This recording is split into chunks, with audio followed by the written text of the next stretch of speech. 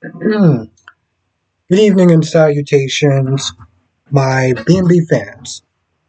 So, they start to have a quick meeting with Katie, Steffi, and Ridge about Hope and her disappearance, her line, and everything like that, and the best way to sit there and try to spin this in a positive way where they can sit there and be honest, but also not make other future buyers or clients or whatever hesitant of working with them.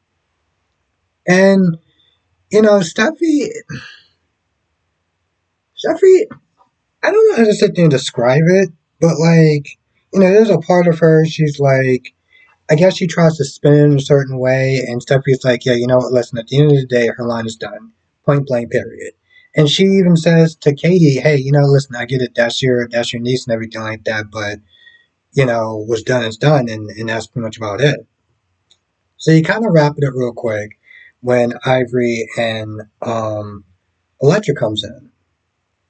Now, the Steffi, they want to sit there and really kind of relaunch her jewelry line. They want to sit there and start putting it on social media, the press, and everything.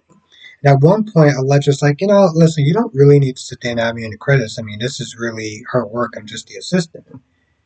And they all kind of stand there, like really pause because it's like the way she said it was so fast. But they like, we want to sit there and highlight both of you. Yes, you're contributing and stuff like that, but you're still a part of the line. And I think it would be good. Two Forsters coming in and just very wholesome and stuff like that. Just a really good PR move.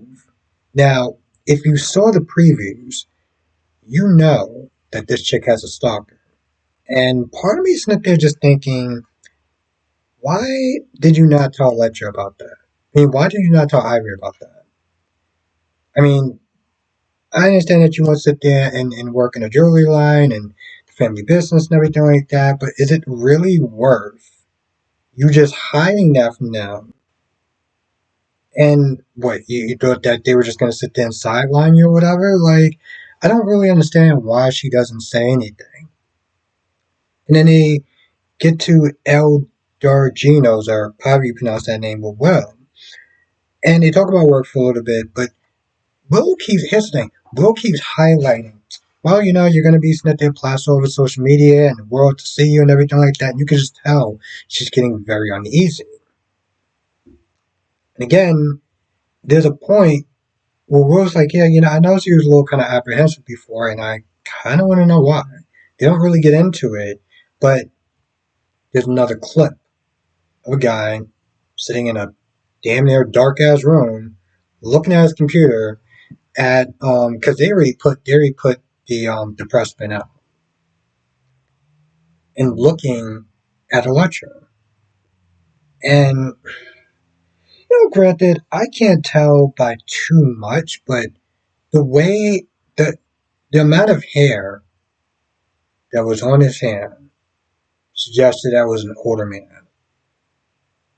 Um, Now, is it possible that it could be a young man with just hair on his finger, on his hands, knuckles, and stuff like that? Sure, but the way his hands looked, it seemed like it was an older person. Now, granted, we just saw like a stand-in or whatever. Maybe when they pick the final actor, it can be completely different, but that's what it looked like to me.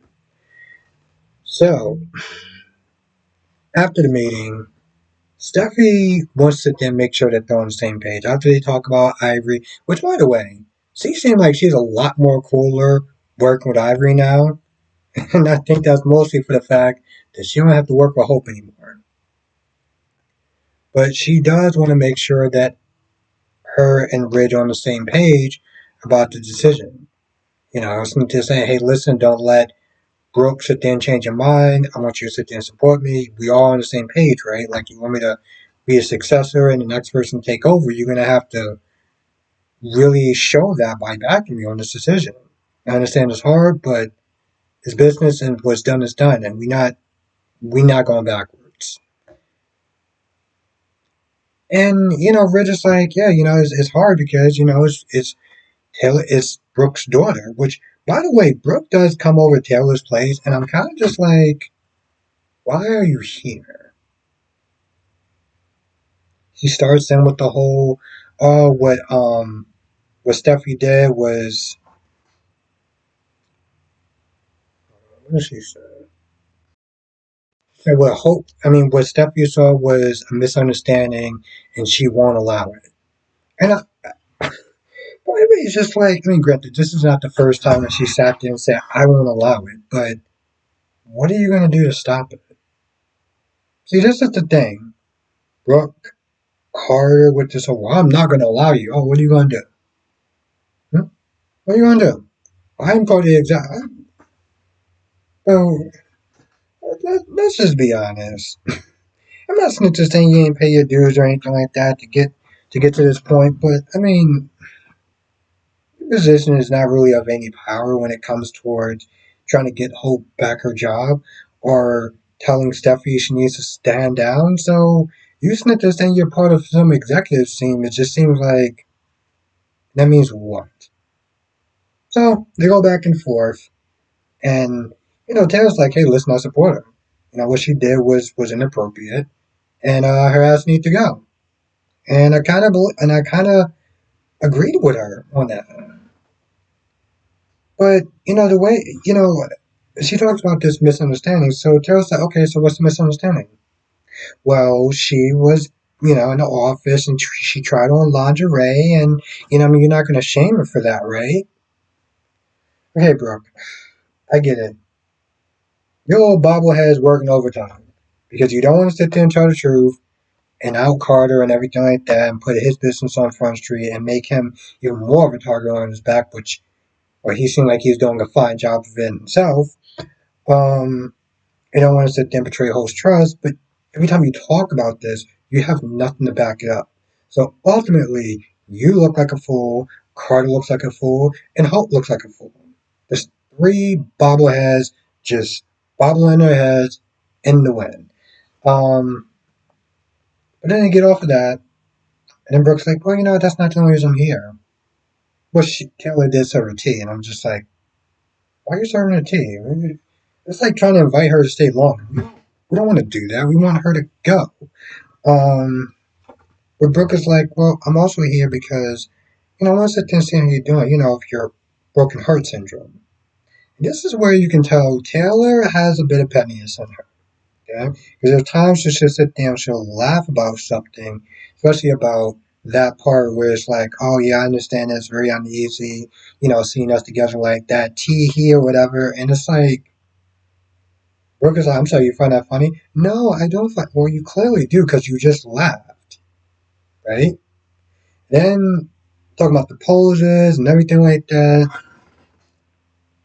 And then Taylor says something along the lines of, it really helped us, we just followed our hearts. Are you just You just followed your heart? Like, did you really just sit there and say that? Did you really just sit there and say that you just followed your hearts to somebody who's in a relationship with him? So she's just like, well, what does that mean? And it's like Taylor gives him some sort of psycho BS, you know, answer. And Brooke is like, all right, we're just going to shortcut this. Are you still in love with him? Now I know Taylor's gonna be like, but because we have a family together, I'm always gonna love him. She's gonna sit there and play that BS card.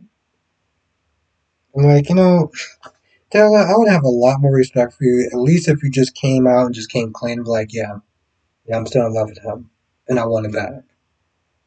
I would have respect for that, because let's be honest, Brooke is going to sit there and do a fine job as far as pushing that relationship aside. Remember her whole, oh, you should sit there and trust me, and you should believe me, you should side with me. Yeah, he should side with you over $1 billion company. Mm-hmm. Mm-hmm. Okay. Yeah, let's all sit there and let that make sense.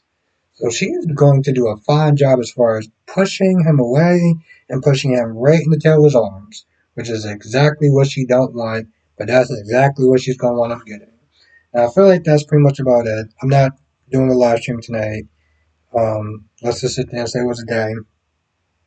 And but I will hopefully be back tomorrow. We'll sit there and keep people posted.